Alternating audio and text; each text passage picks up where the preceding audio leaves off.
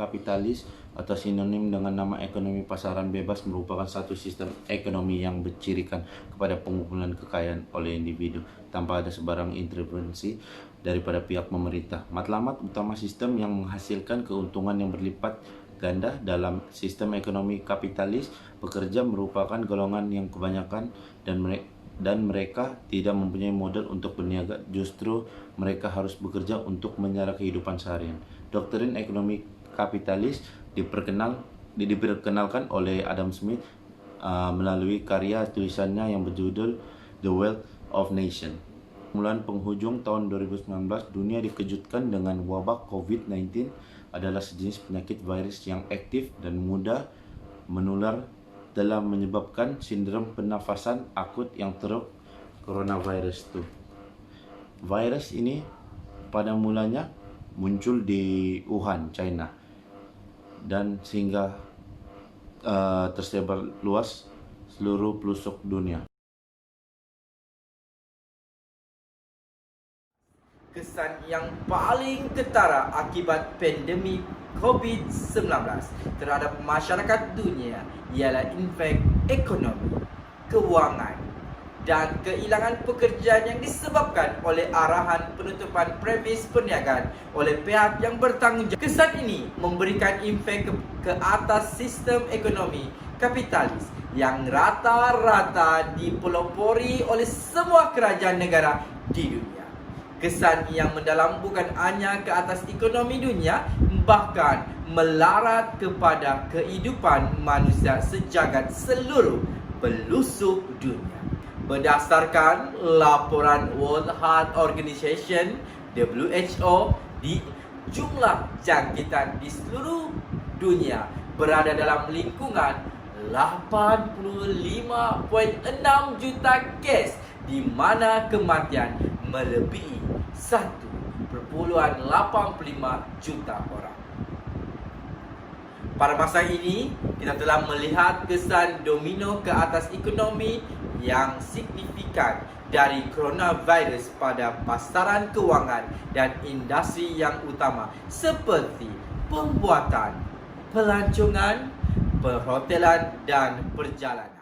Penularan COVID-19 memberi impak yang sangat ketara kepada ekonomi negara, termasuk perusahaan kecil dan sederhana, yang merupakan antara nadi utama negara sehingga menyebabkan kebanyakan pengusaha gulung tikar. Menurut laporan yang dikeluarkan oleh Malaysian Institute of Economic Research, peranan perusahaan kecil dan sederhana amat penting di dalam sesebuah ekonomi dari sudut sumbangan terhadap keluaran dalam negara kasar dan juga penyediaan peluang pekerjaan. Keadaan ini menunjukkan betapa pentingnya sumbangan PKS ke atas pertumbuhan ekonomi Malaysia dan sekaligus menyumbang kepada peningkatan peluang pekerjaan. Dengan sejumlah besar penumbuhan PKS di pasaran, sebarang krisis perniagaan dan ekonomi pasti akan mempengaruhi pelbagai sektor dan kemajuan ekonomi negara. Di Malaysia, sumbangan PKS terhadap aliran tunai, penutupan operasi pemberhentian bekerja ataupun diberhentikan kerja dan pembayaran syarikat yang dilemahkan untuk memacu perniagaan di masa akan datang. Di Malaysia, statistik Bank BNMM menunjukkan bahawa risiko kewangan PKS sudah dapat dilihat pada suku ketiga dan keempat 2019 disebabkan oleh puratan nisbah hutang ke equity pada 25% dan margin keuntungan hanya 5.7% BNM 2020. Oleh itu, kesan senario kejutan segera terhadap kestabilan perniagaan tidak dapat dielakkan. Pada 26 Mac 2020 telah melancarkan pakej rangsangan ekonomi Prihatin 2020 untuk membantu PKS dalam mengekalkan operasi perniagaan, pekerjaan dan peleburan domestik.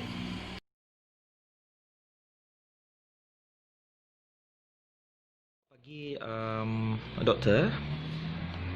Selamat pagi. Okey, boleh doktor bagi sedikit ulasan berkenaan dengan kesan COVID-19 terhadap perniagaan di Sabah dan kesannya juga kepada ekonomi Sabah atau Malaysia itu sendiri. Okey, pada pendapat saya, bila ada COVID-19 ni, terdapat perubahan dalam cara hidup, our lifestyle. Kita tengok dari segi perbelanjaan harian kita, lihatkan dulu kita selalu keluar untuk makan kopi-kopi dan sebagainya. Oleh kerana social distancing yang diamalkan, kita dapati perbelanjaan ramai yang takut dan tidak mau keluar daripada rumah. So kita dapati perbelanjaan untuk beli barang-barang dan perkhidmatan sudah dikurangkan. Mungkin isi rumah dapat jimat lebih banyak duit jika dia punya pendapatan itu masih tetap. Tetapi kalau dari segi perniagaan, bila orang tidak keluar untuk makan atau beli-beli barang dan perkhidmatan seperti biasa, mereka akan dapati kekurangan di dalam jualan mereka. Ada kedai makan yang memberitahu mereka jualan mereka sudah kurang sebanyak 80%. So mereka mencari alternatif lain seperti cash on delivery ataupun food panda. Mereka sekarang terpaksa mengambil alternatif yang lain untuk meningkatkan jualan mereka. Itu juga satu strategi yang baik. Tapi dari segi kuasa beli, ramai yang sudah kehilangan pendapatan atau pendapatan mereka sudah kurang. Akibat daripadanya permintaan untuk barang pun kurang dan mereka terpaksa kembali kepada basics macam dahulu dan kurang permintaan untuk barang-barang yang lebih berbentuk luxury. So ini akan memberi kesan kepada perniagaan dari segi dah. Ada juga perniagaan yang terpaksa berhentikan pekerja-pekerjanya atau kurangkan gaji kerana bantuan yang diberi oleh kerajaan itu adalah terhad juga, bukan untuk setiap bulan. So bila it's like one off pembayaran, akibat daripadanya sustainability perniagaan-perniagaan itu tidak dapat dijamin. Ada perniagaan yang mempunyai sustainability yang tinggi, ada perniagaan yang mempunyai sustainability yang kurang. Pada pendapat saya, mulai sekarang selepas COVID-19 ni, dia adalah satu pengajaran di mana mereka terpaksa Assalamualaikum Dr. Tini Maizurah. Okey, untuk makluman semua, Dr. Tini Maizurah merupakan pakar pensyarah dalam bidang pelancongan di Universiti Malaysia Sabah. Selamat pagi doktor. Selamat pagi. Okey, saya Harith Iskandar bin Rosli. Hari ini saya ingin bertanya pendapat Dr. Tini sendiri berkenaan dengan kesan penularan COVID terhadap industri pelancongan di Sabah. Boleh Dr. Tini bagi komen dan juga cadangan serta implikasi COVID-19 ini terhadap industri pelancongan, terutama sekali di Sabah. Okey, terima kasih Haris. Okey, untuk pengetahuannya, sektor pelancongan merupakan antara sektor yang sangat terkesan daripada pandemik COVID-19 ini. Okey, ini disebabkan bila berlakunya COVID-19 ini, sekatan penerbangan, sekatan perjalanan semua telah dilaksanakan. Okey, ini adalah bagi mengekang kita kata penularan wabak tersebut.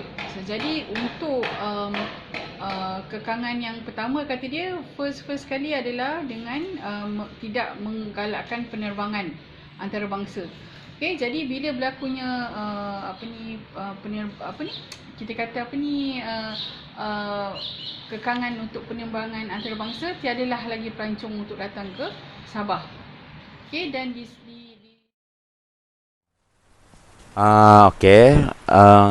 adakah COVID-19 ini memberi kesan yang teruk terhadap pendapatan Encik kah? Ya, bagi kesan jugalah. Macam kami daripada Dari segi apa, Cik? dari segi kerja lah. Setiap kami ada target, ada apa semua kan. So bila dalam beberapa bulan tu PKP tidak target lah. So bila tidak target tu memang tidak pendapatan lah. Oh, adakah ketika PKP Encik punya syarikat tutup atau buka kah macam mana?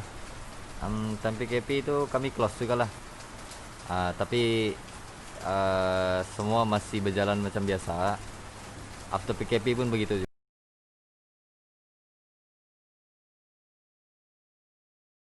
Secara umumnya, dapat kita simpulkan bahwa impak COVID-19 ini memberikan kesan yang amat mendalam ke atas ekonomi dunia, khususnya sistem ekonomi kapitalis yang menjadi amalan negara-negara maju dunia termasuk Malaysia. Sistem yang berlandaskan keuntungan semata-mata tanpa menghiraukan orang lain ini dilihat tidak dapat berfungsi dalam keadaan seperti sekarang apabila negara dilanda musibah yang sedemikian. Ini merupakan kelemahan sistem kapitalis yang tidak menggalakkan keseimbangan dan keadilan sosial berbanding dengan prinsip Islam yang mementingkan keharmonian dan kesaksamaan di antara semua pihak. Sistem kapitalis atau lebih mudah difahami sebagai sistem pasaran bebas menjadikan Malaysia terlalu bergantung kepada pelabur asing yang sebenarnya boleh menjejaskan ekonomi negara jika berlaku kemerosotan di negara-negara pelabur. Hampir semua negara yang mengamalkan sistem kapitalis memberikan keutamaan kepada pemilikan kuasa dan jurang kehidupan antara model dan pekerja. Sistem kapitalis sememangnya tidak sama rata dan menggalakkan ketidakadilan dalam ekonomi. Justru sistem yang berprinsipkan kepada ajaran Islam dilihat amat relevan dari masa ke masa. Bukti relevannya adalah kejayaan sistem keuangan dan perbankan Islam dalam merajui sistem keuangan. Malahan negara-negara barat pun kini kagum dengan keupayaan sistem keuangan dan perbankan Islam yang meluas diguna di negara-negara Timur Tengah. Ini membuktikan bahwa sistem yang berlandaskan syariah merupakan sistem yang adil dan mementingkan hubungan dengan manusia Allah untuk kesejahteraan utama di dunia dan di